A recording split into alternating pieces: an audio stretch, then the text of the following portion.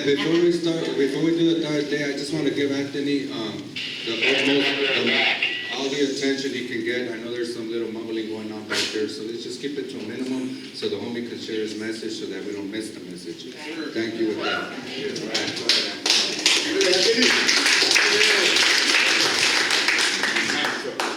Good morning. Good morning. I'm a little nervous right now. I was trying to think about what I was going to talk about, and there was a lot of things talked about this week during the groups, and then I've been going through some stuff for about a week already concerning my dad. I want to share with you something that has impacted my life. This is why I wanted to talk about this today. And it's about forgiveness. And it's very big. I grew up with two heroin addict parents. A father that abused me and a mother that left me at the age of 5. So I didn't have any parents in my life. And as a child, I was emotionally damaged. I didn't know about forgiveness. That led to a lot of anger and hate and bitterness within myself toward my parents.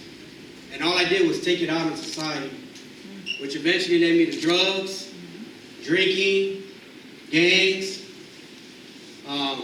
locked up the whole juvenile system, onto prison with a life sentence. I did 23 years in prison. Now, during my time in prison, on the spiritual level, I started to go to church, and I started to do a lot of Bible studies, and I started to learn about forgiveness. And as I started to learn about it, I realized that this is what I needed to do in order for me to get peace within myself and to move on with my life. So I wrote a letter to my dad. I broke it down, how I felt. And I also asked for forgiveness for the way that I felt. And I also had to forgive myself. But not only that, I also wrote a letter to my mom. But she died in 2003 from a drug overdose. And I started to make that change in 2006. This was after the fact. But I still wrote the letter because I needed to get it off my chest. And when I got out of prison last year, I went to see my dad in the hospital. And I started to build a relationship with him.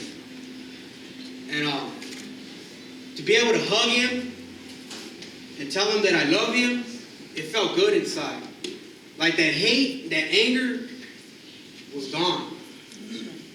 And I shared with you just a little while ago how my dad's in the hospital right now.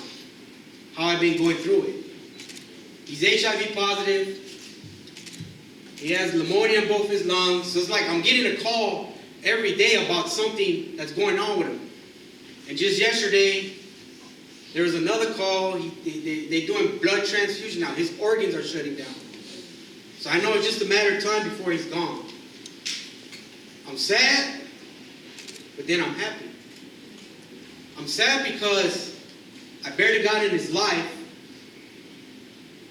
and now he's leaving. But then I'm happy because I made those amends.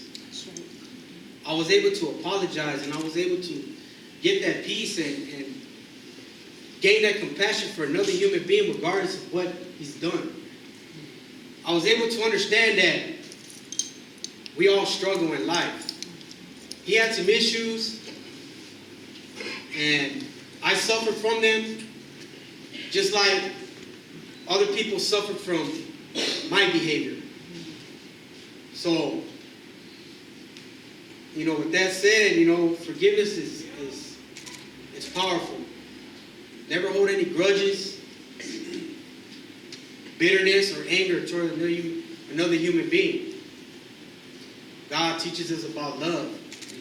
We must love one another. So with that said, I got this right here.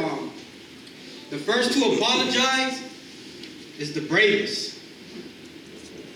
The first to forgive is the strongest. And the first to forget is the happiest. That's right. Thank you. That's right.